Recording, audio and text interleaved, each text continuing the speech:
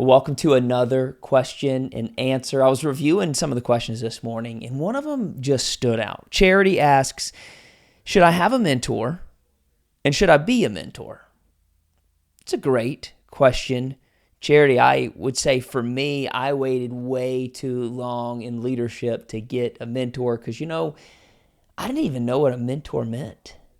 And now looking back, what I would share with someone who's asking what is mentorship is about insight. It's about finding someone who is further down the road than you. It doesn't have to be super far down the road, but further down the road than you, who could share some insight about the journey. Now, a rule I have for myself is I don't ask for someone to mentor me if I would not trade shoes with them. I just don't. Whether that's parenting or a business owner who's further than I am, or somebody in the fitness world who's fitter than I look down and go, okay, would I trade shoes with that person? Do I want to eventually get where they're at? Well, great. I'm going to need some insights. That's how I choose someone to mentor me. But here's what I'll tell you about mentorship. The first is you do want to have one. You want to find somebody who is slightly ahead of you in the road that you're traveling. Slightly ahead. And then you might ask, well, what do you do when you have a mentor? Two things I think are very important. The first is you want to share what you're working on.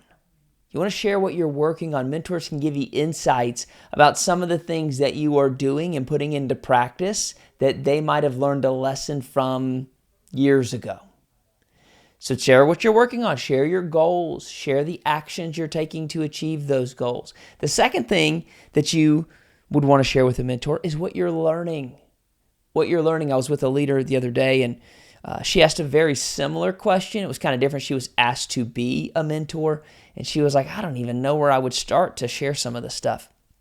So what I had suggested to her was have her mentee listen to a podcast. They listen to a short podcast together, and whenever they meet, let the mentee have 3 questions for you to ask you to get your insights on what you've learned along the journey to get where you are.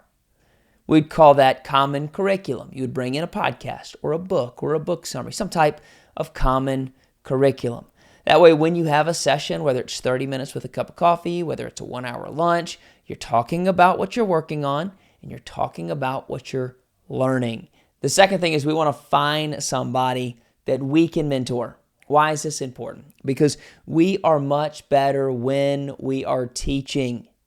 When we're teaching, we're actually learning while we're teaching. Many times, as I'm mentoring somebody, I'm going to get a question and I go, I haven't quite thought about that question or that question that way before. And it causes me to pique my own curiosity and to go learn more about what we're talking about. Or maybe I experience something one way, but don't have another perspective on it. So it causes me to go in search of a new perspective, which helps me learn at a deeper level. So you want to have somebody who's slightly ahead of you in where you want to go, and you want to help somebody who's slightly behind you in where you came from. That is the value of mentorship. So Charity, I would make a list. Who are the people who are slightly ahead of you? Who's right above you at work? Who in your circle of friends is a little bit further? Who could you get coffee with once a month?